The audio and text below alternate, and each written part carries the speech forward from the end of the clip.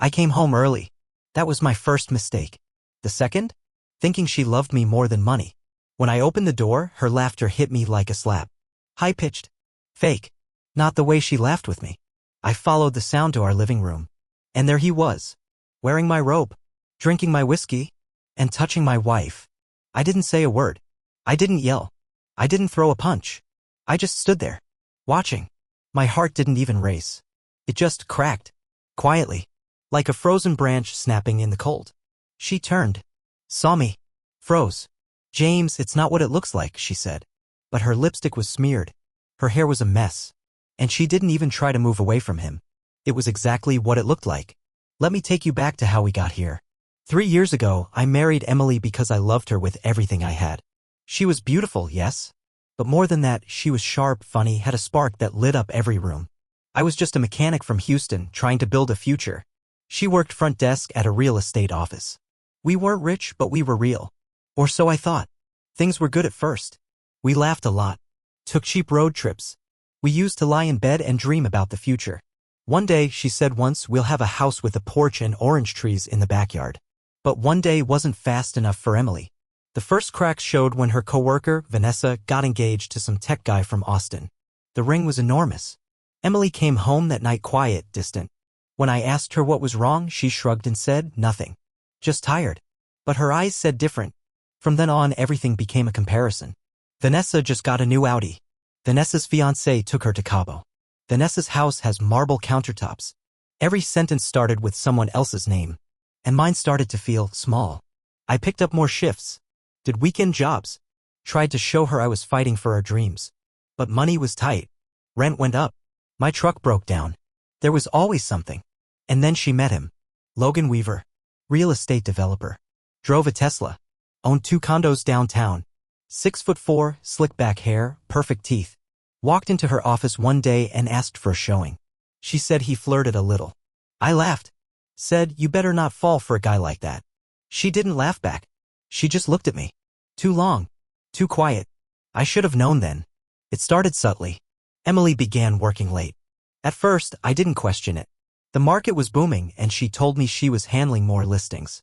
But soon, late turned into midnight and one more showing turned into entire evenings gone without a call or a message.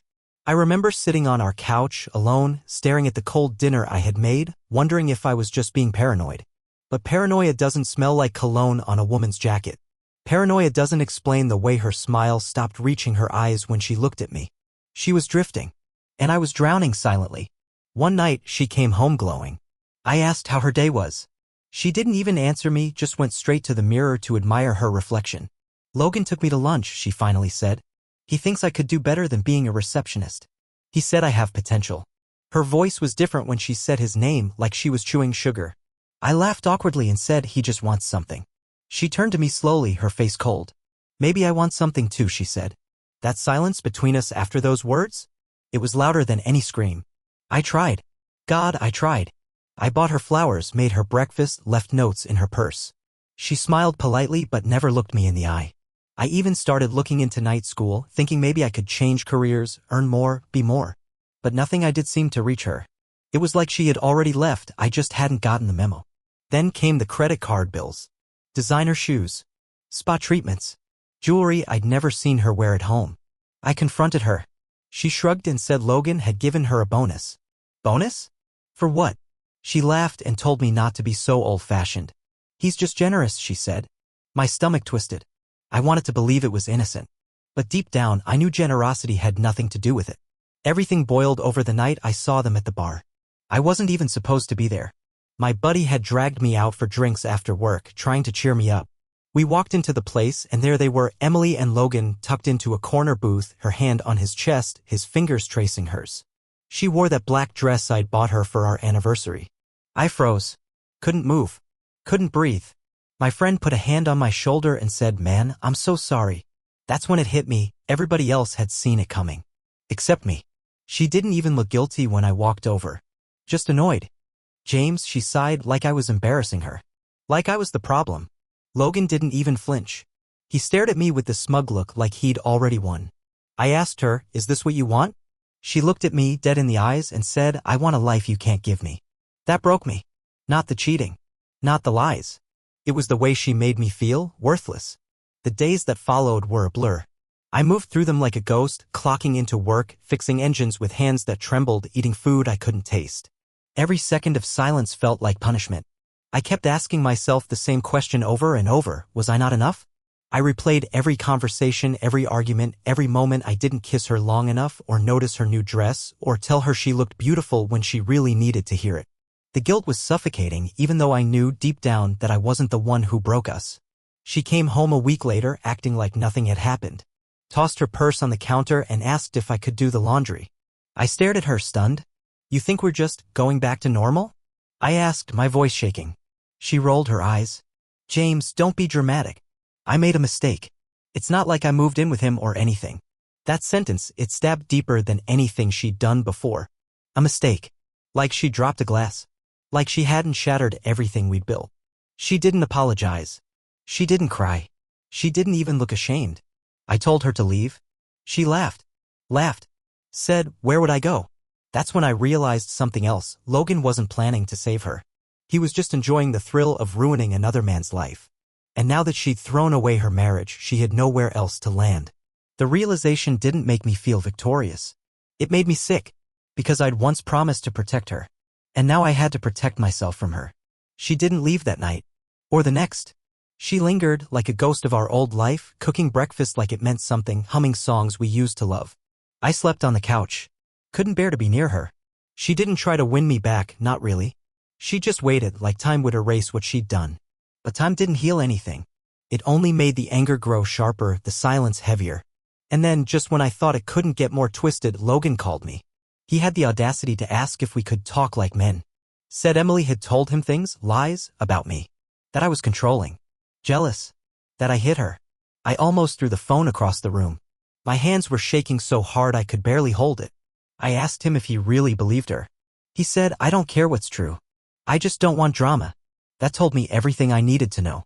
Emily hadn't just betrayed me. She tried to destroy me. To justify her actions by rewriting our story into something ugly. I finally snapped. I packed her bags. Every shirt, every pair of heels, every lipstick and perfume bottle. I left them by the door and told her she had until sundown. She didn't cry. She didn't scream. She just stood there, silent, her jaw tight. Then she picked up her suitcase, walked to the door, and turned to me with that same coldness in her eyes. You'll regret this, she said. But I didn't. Not for 1 second. When the door clicked shut behind her, it didn't feel like closure. It felt like a vacuum. The silence wasn't peaceful, it was deafening. I stood in the middle of our living room, surrounded by all the things we used to share, the couch we bought on credit, the pictures on the wall that now felt like lies, the faint smell of her perfume still lingering in the hallway. I thought I'd feel free. I thought I'd feel strong. But all I felt was empty.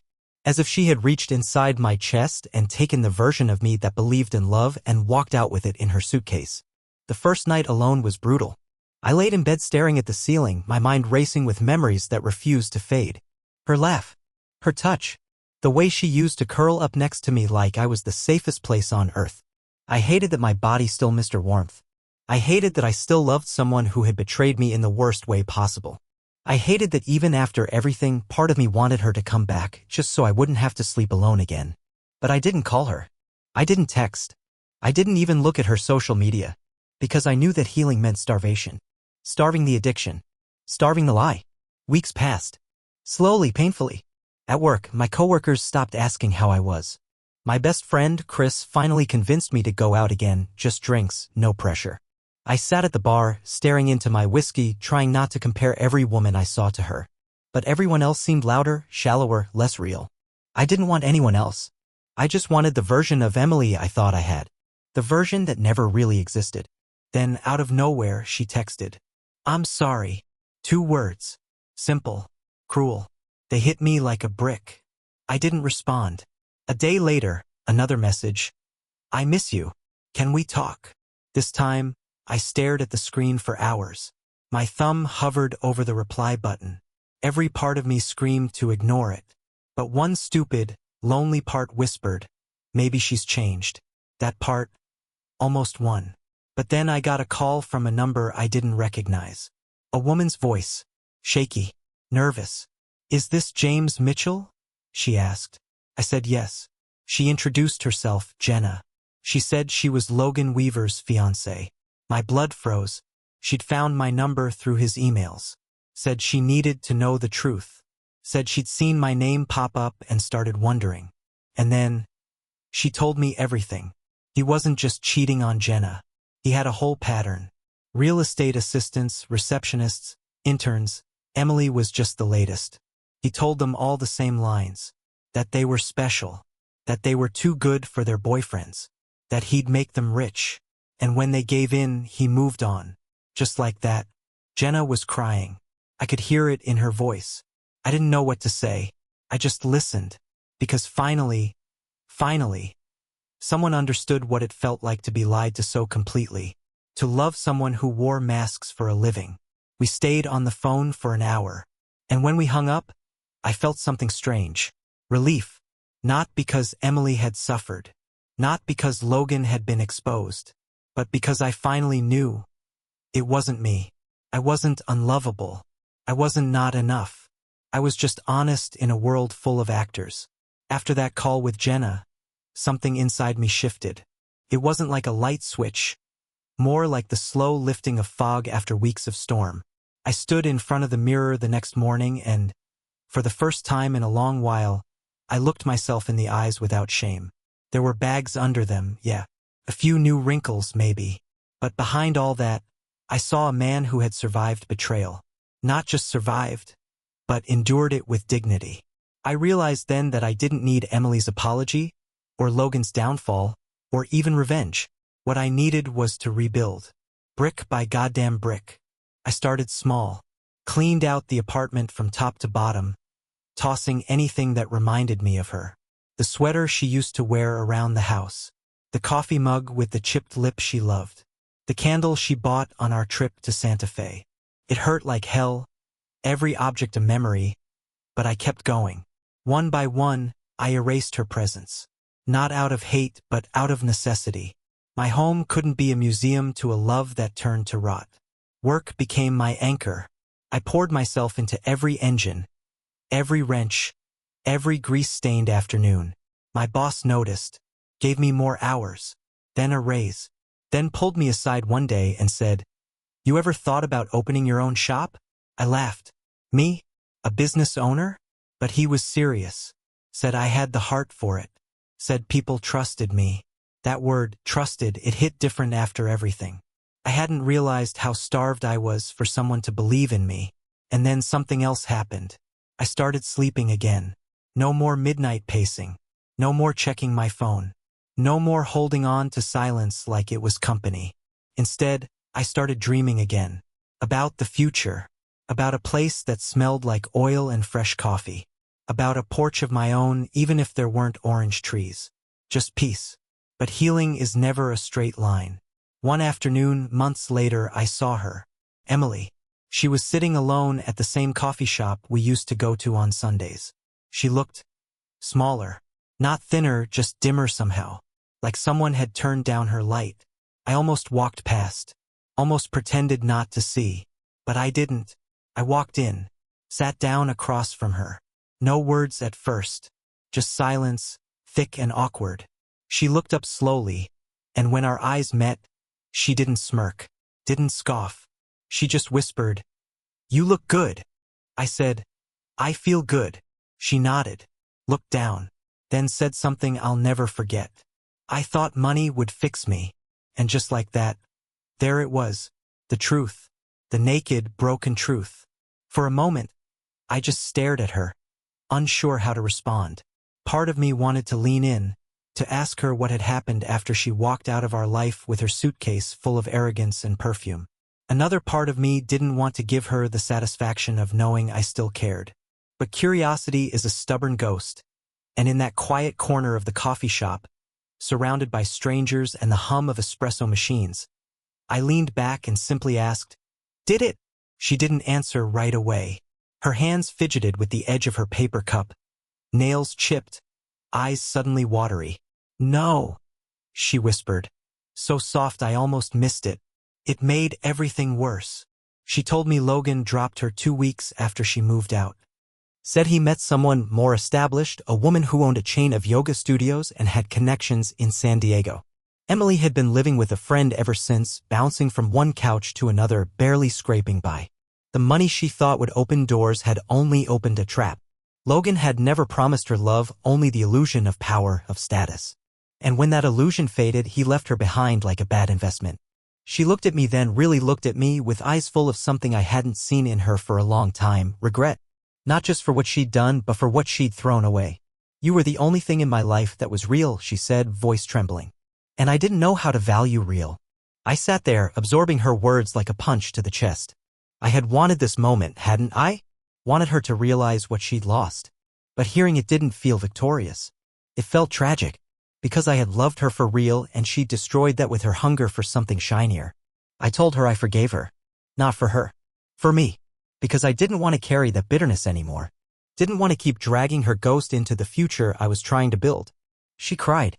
Not loudly. Not theatrically. Just quiet tears, like a dam finally cracked. She asked if we could ever be friends. I smiled sadly and shook my head. Some things, I said, can't be rebuilt. They're meant to stay broken. And I meant it, not out of anger, but out of understanding. Some bridges need to burn so you don't cross back into fire. I stood up, left a few dollars on the table, and walked out. The air outside felt lighter. For the first time in almost a year, I didn't feel like a man who had been abandoned. I felt like a man who had escaped. I realized then that love isn't just about what you give someone. It's about who you become when they take it and throw it away. And if you can still stand tall after that, then you've already won. That night, I drove out to the edge of town where there's nothing but fields and stars. Rolled down the window. Let the wind hit my face. And for the first time in what felt like forever, I smiled. Not because I was healed, but because I was healing. The months that followed weren't magical. They weren't some Hollywood redemption arc where everything falls into place. They were slow, quiet, filled with small choices that didn't feel like much at the time, but looking back, shaped everything. I stopped trying to run from the pain. I let it sit with me. I let it teach me. I stopped asking, why did she do it, and started asking, why did I let her make me feel like I wasn't enough? That question hit harder than all the rest, because I knew deep down that part of me had accepted her disrespect long before the affair. I had turned myself inside out to prove my worth. And somewhere in the process, I'd forgotten it was already there. I started journaling. Nothing fancy. Just scribbled thoughts, scraps of memory, things I didn't have the courage to say out loud. Some days I wrote about the anger. Other days about the loneliness. But gradually, the entries changed. I began writing about my dreams again, opening my own auto shop, maybe buying a little place out in the countryside, something simple, something mine. And the more I wrote it, the more it started to feel possible. One Saturday, Chris helped me drive 2 hours north to look at a small, rundown garage that had been on the market for months. The building was nothing special, peeling paint, rusted signage, broken windows, but I stood there and saw what it could be. A place not just to work, but to rebuild a life. I called the realtor the next day and made an offer. It wasn't easy. Took every dollar I had and then some.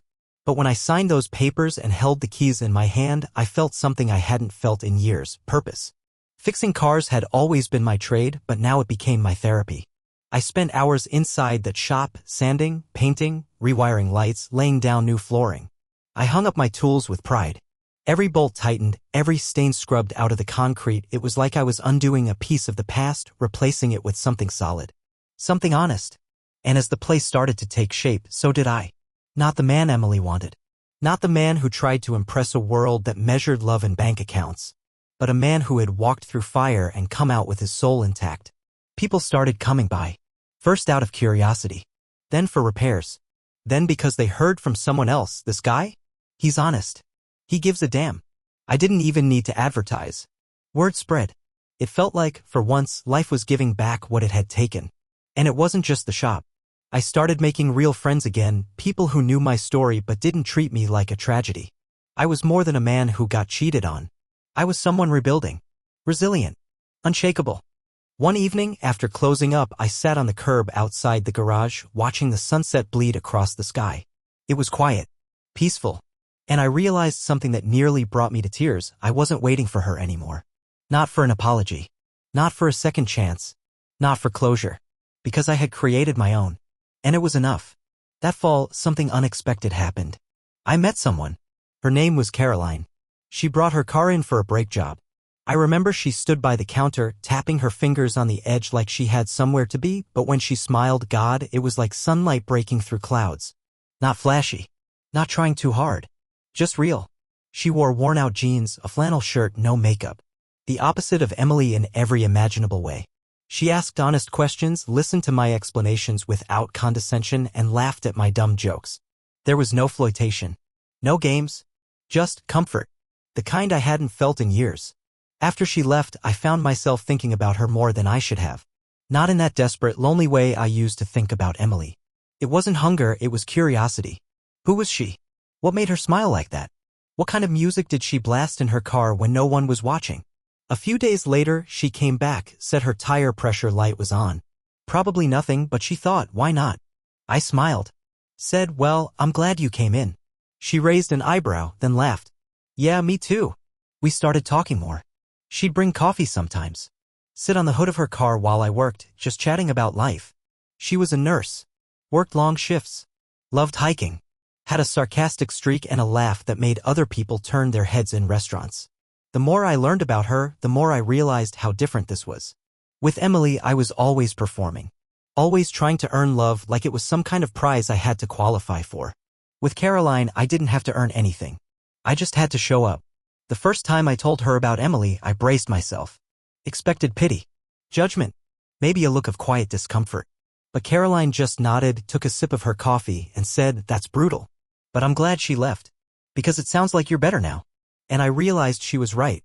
I was better. Not just healing, I had healed. Not all the way. Not perfectly. But enough to open the door to something new. We took things slow. No grand declarations. No rushing. Just time. Time to rebuild trust, not just in someone else, but in myself. To believe that love could be safe. That it didn't have to come wrapped in conditions or high expectations. And the more we were together, the more I saw how much I'd grown. The man who stood in that garage, heart-shattered, wondering how he'd ever recover, he was gone. In his place was someone stronger. Wiser. And somehow softer too. One night, Caroline and I were driving back from a late dinner. She reached across the console, took my hand, and said, you're not like most men I've met. I asked what she meant. She looked at me for a long second, then said, you've been broken. But you didn't stay broken. That's rare. I didn't say anything. Just squeezed her hand and smiled. Because I knew exactly what she meant. Winter came, and with it, the first snow I'd seen in years that didn't make me feel cold inside. The garage kept me busy, business was steady, word kept spreading, and I finally hired a part-time kid from the local trade school to help out. He reminded me of myself 10 years ago, eager, green, always trying to prove something.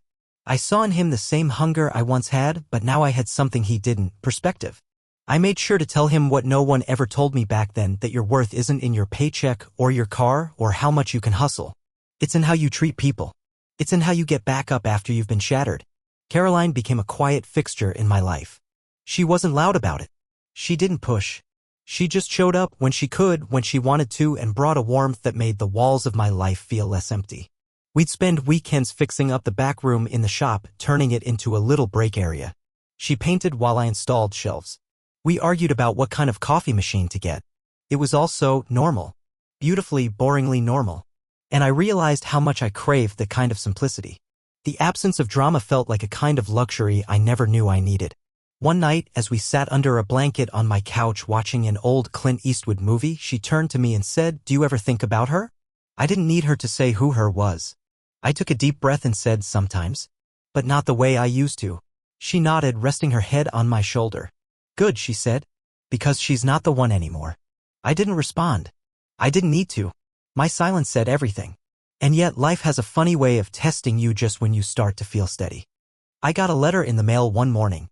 No return address. Just my name scrawled in familiar handwriting. I almost didn't open it. Almost threw it straight into the trash. But curiosity, that same curse that haunted me the day I walked in on Emily and Logan, got the better of me. Inside was a single sheet of paper. No long apology. No dramatic explanation. Just a short, raw paragraph. I still think about you. Every time I hear Springsteen. Every time I see someone working with their hands. I thought I wanted more, but I didn't know more could mean losing everything that mattered. You were home. I just didn't know how to stay. There was no signature. But I knew who it was. And the strangest part? I didn't feel angry. I didn't feel sad. I just felt done. Completely and utterly done. Like some invisible thread that had tied me to the past had finally snapped, not with a bang, but with a quiet release. I folded the letter, set it in the drawer of my desk, and never opened it again. Not because I needed to remember, but because it reminded me who I'd become. A man no longer defined by someone else's betrayal. A man who finally understood what real love felt like. Spring arrived with the kind of quiet beauty you don't notice unless your life has slowed down enough to see it. The mornings were softer. The air smelled like rain and cut grass.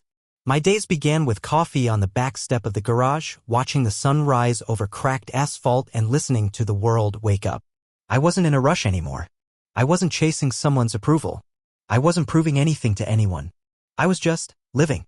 And for a man who once thought his life had ended in the doorway of a living room full of betrayal, that felt like a miracle. Caroline and I didn't talk about the future much, not because we were afraid of it, but because we were finally learning how to live in the now. She still had her apartment, her job, her space. I had the shop, the rhythm of engines and grease-stained hands. We saw each other when we could, and when we couldn't, we missed each other in a way that felt healthy. There was no desperation. No neediness. Just two people choosing each other, day by day. And that, I was learning, was what real love looked like, not fireworks, not chaos, but consistency. One Sunday, she surprised me with a picnic. Nothing fancy. Just sandwiches, lemonade, and a spot by the lake. We sat on a blanket, the sun warm on our backs, watching ducks drift across the water. At one point, she looked at me and asked, "Do you think we ever fully heal?" I thought for a moment, then shook my head. "No," I said. "But I think we get stronger around the broken parts." She smiled, reached for my hand, and whispered, "Then you must be the strongest man I know." Later that evening, I found myself back in the garage, alone, flipping the sign on the door to closed as the sun dipped below the horizon. I leaned against the frame, arms crossed, and looked around at everything I'd built. The shop. The reputation. The version of myself that now stood where a shattered man once crumbled. And it hit me all at once, the full weight of the journey. From heartbreak to healing. From betrayal to balance. From being abandoned to finding peace. I walked to the back office and opened the drawer where I'd placed Emily's letter. I stared at it for a long second, then pulled it out. Not to read it. Just to hold it. To remind myself how far I'd come. Then, without a second thought, I ripped it in half. Then in half again. And again. Until it was nothing but scraps. I tossed the pieces into the trash and closed the drawer. Some stories aren't meant to be preserved. They're meant to be ended. Not with bitterness. But with peace. Life, I've learned, rarely gives you the closure you think you want. It doesn't come wrapped in dramatic confrontations or perfect apologies. Closure, real closure, is a quiet thing. It's a moment when you wake up, look in the mirror, and realize you're no longer hurting. Not in the way you used to. Not in the way that defined your every breath. It sneaks up on you, like peace finally arriving after a long, violent storm. And that's exactly how I felt one ordinary Tuesday morning, brushing my teeth, watching the man in the mirror smile back at me without the weight of the past in his eyes. The shop was thriving. I wasn't rich by any means, but I didn't care. I had a roof over my head, work I loved, and people who respected me. Caroline had slowly become part of that world, helping with small things, organizing invoices, bringing lunch, leaving handwritten notes tucked into my toolbox. One of them read, "You make broken things better." I kept it in my wallet, not because I needed the affirmation, but because it reminded me of who I had become. Not just someone who fixed cars. Someone who rebuilt himself from ashes. There were still hard days.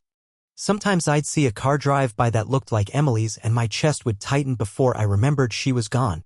Sometimes I'd hear a song we used to dance to and feel a flicker of grief. But grief, I've come to believe, isn't a sign that you're broken. It's a sign that you cared deeply. That you gave something real. And even if that love wasn't returned the way it should have been, you were honest. That matters. I started helping out at the local community center on weekends, offering free vehicle checks for single moms and elderly folks. Not for recognition, just because it felt right. Because when you've been through hell and someone lends you a hand, you remember. And you want to be that hand for someone else. I didn't advertise it. Didn't post about it. Just showed up. Week after week. And somehow, through giving, I felt fuller than I ever had when I was chasing after someone who couldn't love me right. One afternoon, as I was changing the oil in an old Chevy, a woman tapped me on the shoulder. She looked unsure, like she'd been rehearsing something. "Are you James?" she asked. I nodded. She smiled. "My dad said you used to work on his truck before he passed. Said you were the only mechanic he ever trusted." I didn't know what to say. Just nodded, suddenly emotional. She handed me a photo. It was of her dad standing in front of his old truck, smiling wide. "He'd want you to have this," she said. I took it with trembling hands. That photo now sits on my desk right next to Caroline's note. That's what healing looks like. Not dramatic, not loud, but full of meaning. That summer, the town held its annual street fair, the kind where kids run wild with cotton candy and old couples dance under string lights like no one's watching. It was the first time in years I let myself fully be part of something. Caroline and I walked hand in hand, sipping lemonade, stopping to greet neighbors who now knew me not just as the guy who fixed their brakes but as someone they trusted. I saw it in their smiles, in the way they asked about the shop, in the way their eyes softened when they looked at me. I wasn't just the man who'd been cheated on anymore. That part of my identity had faded. I was something new. Something whole.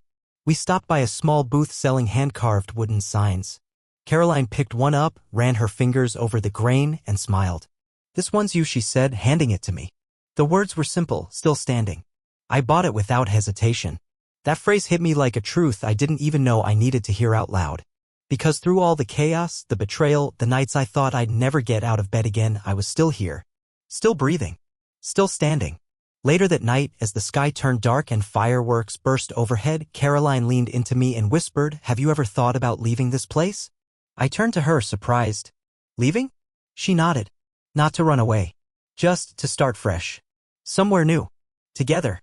I looked out over the crowd, the families, the food trucks, the flickering lights, and for a brief moment, the idea tempted me. A clean slate. No memories, no past. Just us. But then I shook my head. "No," I said. "I want to grow where I got buried." She looked at me for a long second, then nodded slowly. "That's brave," she said. "Or maybe just stubborn." I laughed, kissed her forehead, and said, "Maybe both."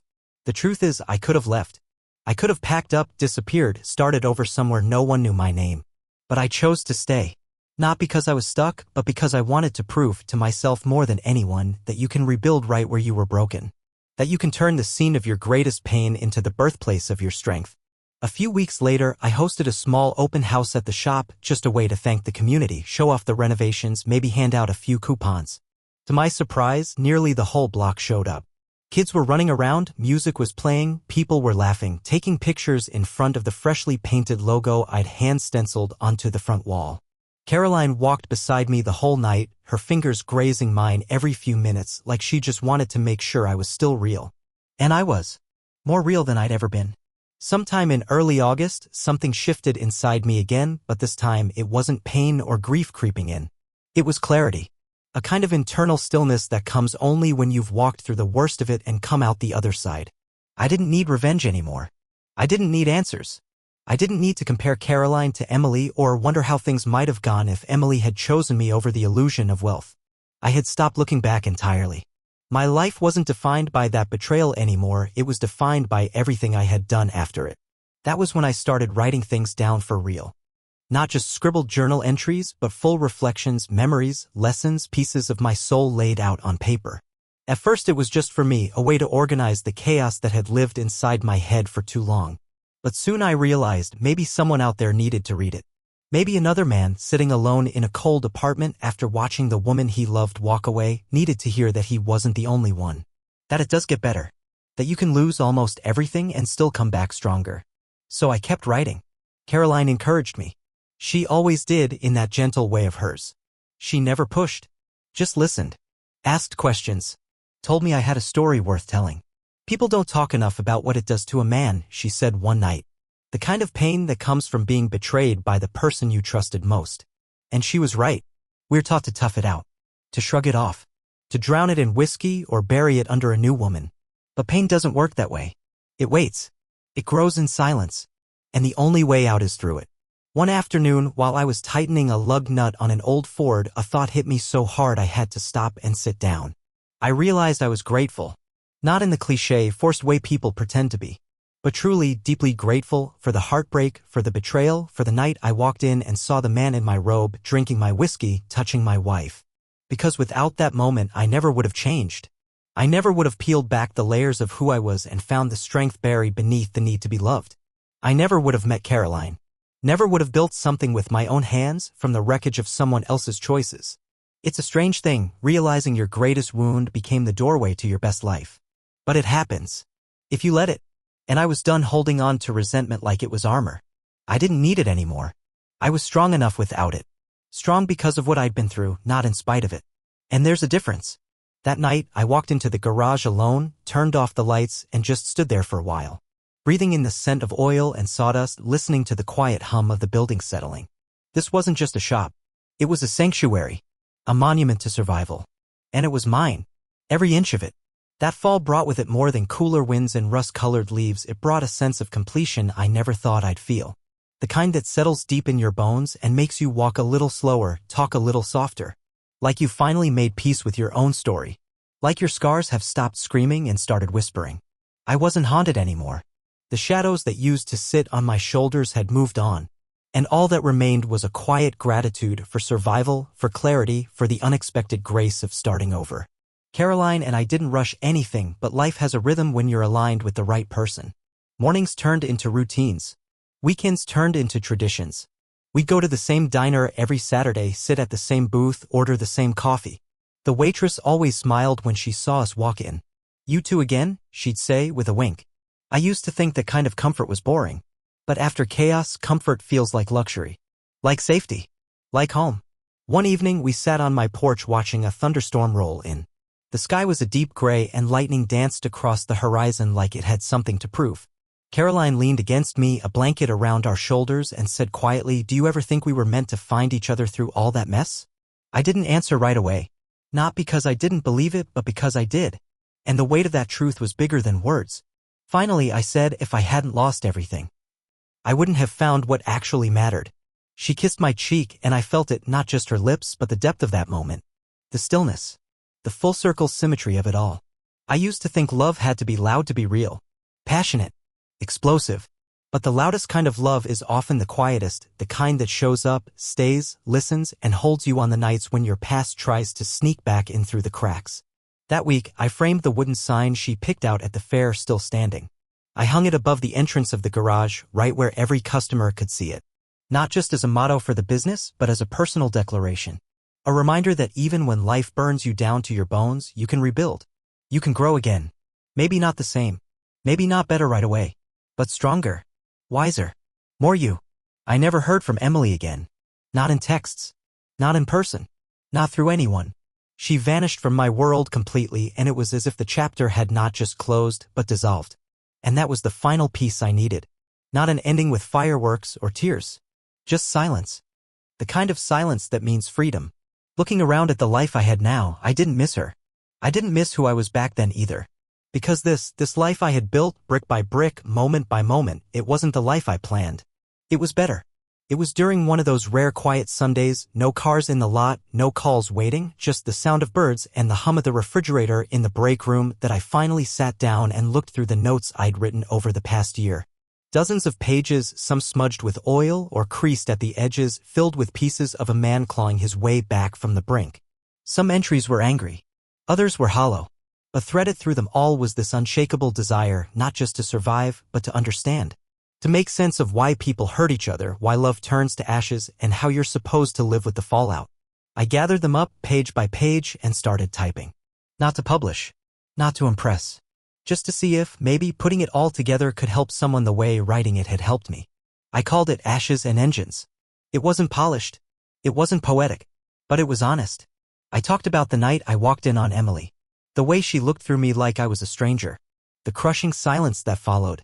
And more than anything, I talked about what came after. The rebuilding. The reckoning. The way the pain didn't kill me but stripped me down to the studs so I could finally start from something real. Caroline read it one night while I was working late.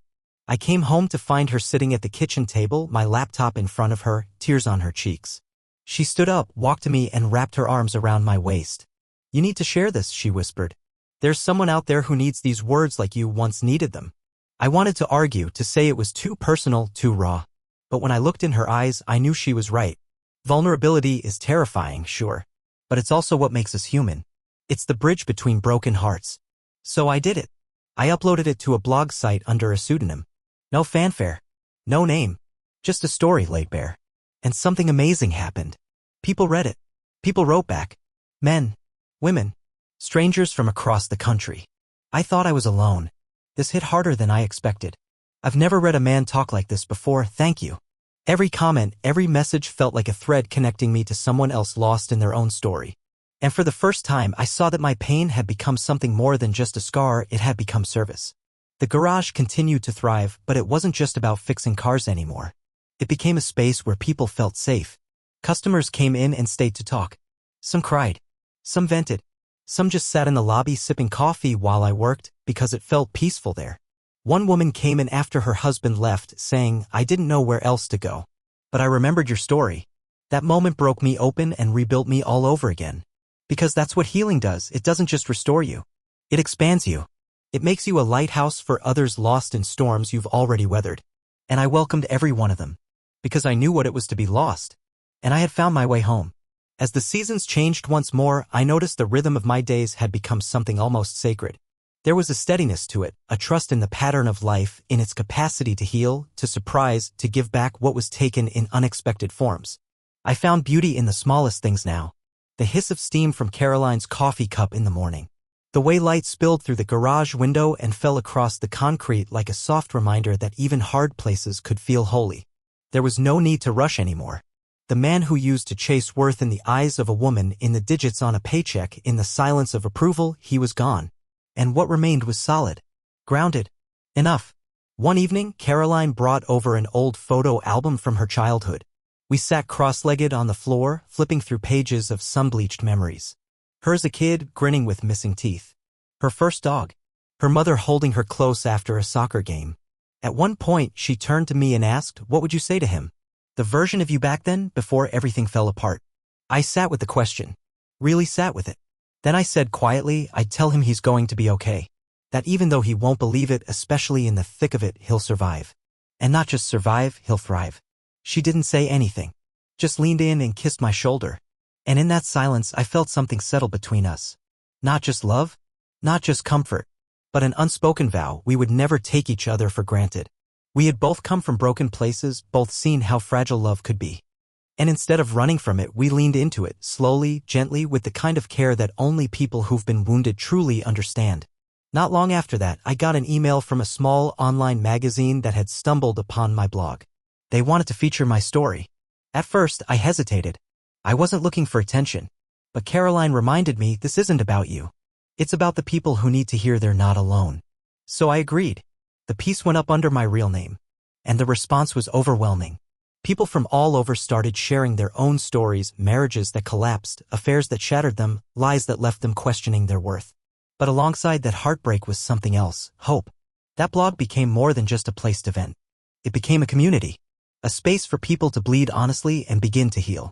I added a forum, then began hosting monthly live Q&As. Not as an expert. Not as a therapist. Just as a man who had walked through fire and wasn't afraid to talk about the burn marks. Caroline sat beside me during the first live stream. Held my hand under the table when my voice shook. Whispered, "You've got this," when the old ghosts tried to crawl back into my throat. And I did have it. Not because I was unbroken, but because I had rebuilt. The first time someone walked into my shop and recognized me from the article, I didn't know how to react. He was a middle-aged guy, rough around the edges, wearing a faded baseball cap and a look in his eyes that I knew all too well, pain barely buried.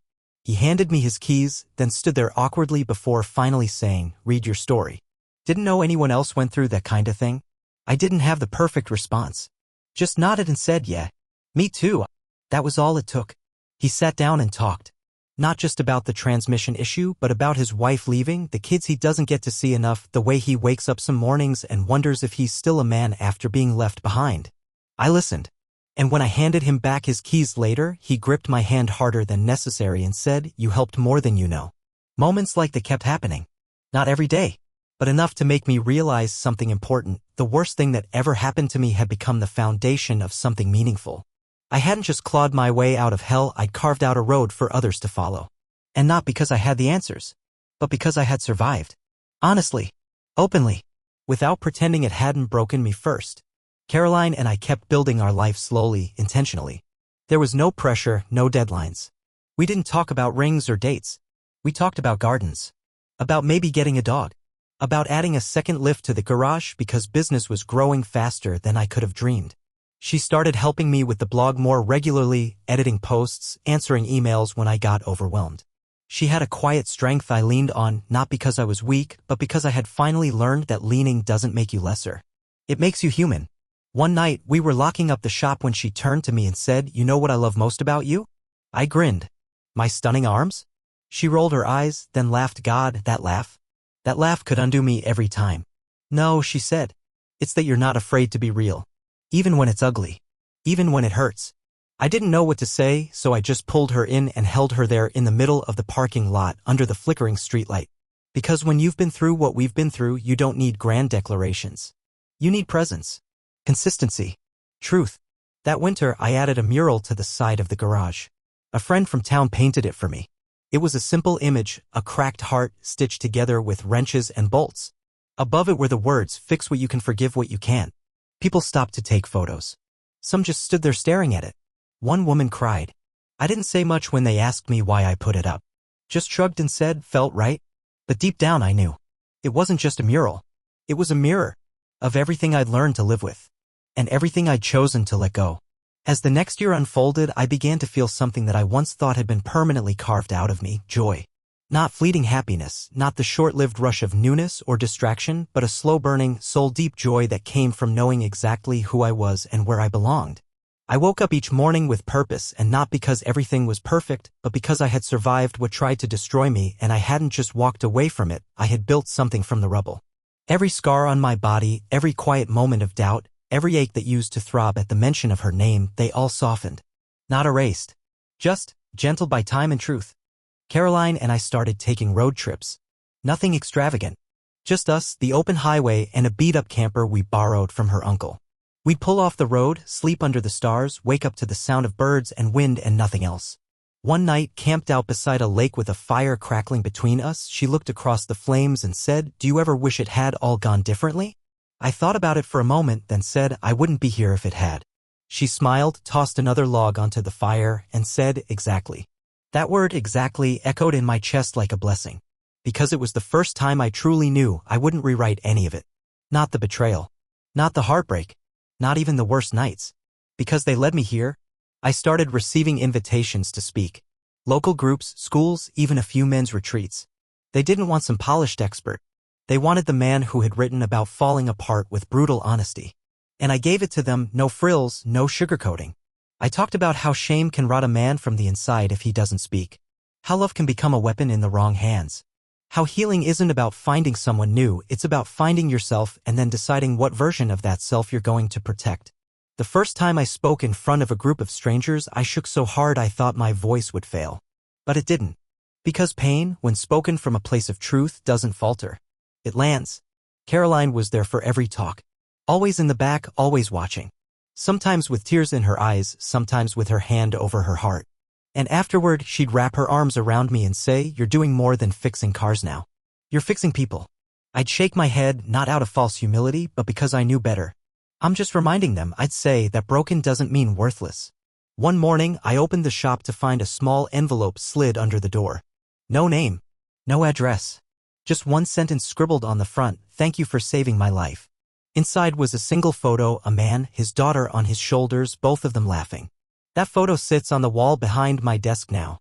It's not about me. It's about all of us. About what's possible when you refuse to let pain define you. I no longer see myself as a victim. I see myself as proof. Proof that love can fail. But hope never has to. That spring, something shifted again, but this time it wasn't internal. It was the world around me catching up to the man I had become. The garage got featured in a local news segment, "The Mechanic Who Fixes More Than Engines." A cheesy headline, maybe, but it sparked something. People started driving in from neighboring towns just to meet me, to shake my hand, to tell me their stories. Some brought letters. Others brought tears. A few just needed someone to sit with while they talked about the pieces of themselves they thought no one else would understand. I didn't have all the answers. But I had time. And that, I learned, is the most valuable currency we can offer anyone. The shop became more than just a place for repairs, it became a safe haven. We put in a small bookshelf in the waiting room filled with stories like mine. We added a community board where people could post about jobs, needs, support groups. I started hosting monthly men's circles, just a handful of guys, coffee in hand, talking about the things we were never taught how to say. And you know what? They came. Blue-collar workers. Divorced fathers. Young men barely holding on. They showed up, sat down, and slowly let go of the armor. Some cried. Some didn't. But all of them left lighter. And that meant something. Caroline stood by me through all of it, always a step ahead, always thinking about what we could do next. She'd suggest things gently. What if we turned the back room into a little resource center? Or what if we partnered with the local shelter for car care days? She didn't push, just planted seeds and watched me water them. I began to realize, love, real love, isn't loud or flashy. It's quiet and steady. It shows up in small ways that add up to something unshakable. It's not about grand gestures. It's about staying when staying matters most. One evening, after we locked up, she reached into her bag and handed me a small box. No occasion. No build-up. Just a moment. I opened it and found a key. Not to her apartment. Not to anything I expected. It's to the cabin, she said, referring to a tiny place her parents had left her up in the hills. I want you to have a space that's just yours. For when you need silence. Or peace. Or to just be. I stood there holding the key, the weight of it hitting harder than any ring ever could. Because it wasn't about possession, it was about trust. About offering me a sanctuary and expecting nothing in return. We drove up there the next weekend. No phones. No noise.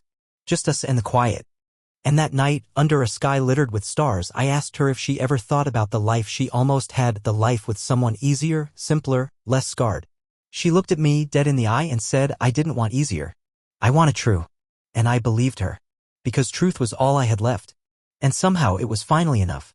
The day I proposed, it wasn't planned. There was no ring in my pocket, no photographer hiding in the bushes, no fancy dinner with candles and violin music.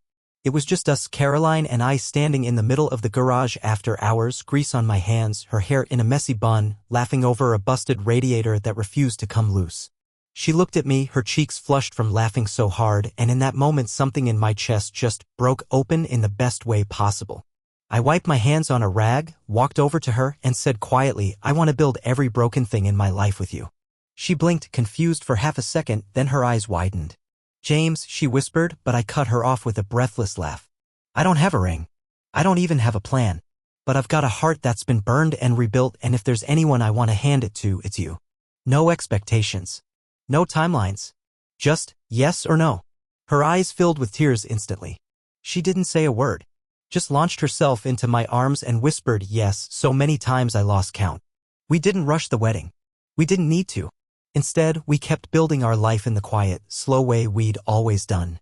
The garage got a second lift installed. We expanded the blog into a podcast. Our little cabin became a retreat not just for us, but eventually for others, people who needed to unplug and just breathe. I kept speaking, kept writing, kept telling the truth because it had set me free and I believed it could do the same for others.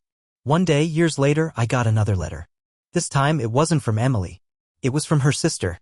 She wrote to say Emily had moved far away, remarried, had a child. That she was different now. Softer. Quieter. That sometimes she mentioned me. That she never forgot the man who loved her through the hardest years of his life. She enclosed a note from Emily herself.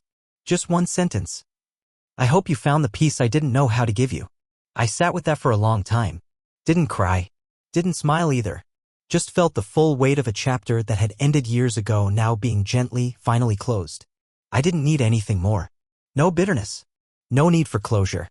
I had long since built a new life, not as a rebound, not as an escape, but as a rebirth. That letter didn't reopen a wound. It honored the scar. And scars, I've learned, are just proof that you survive.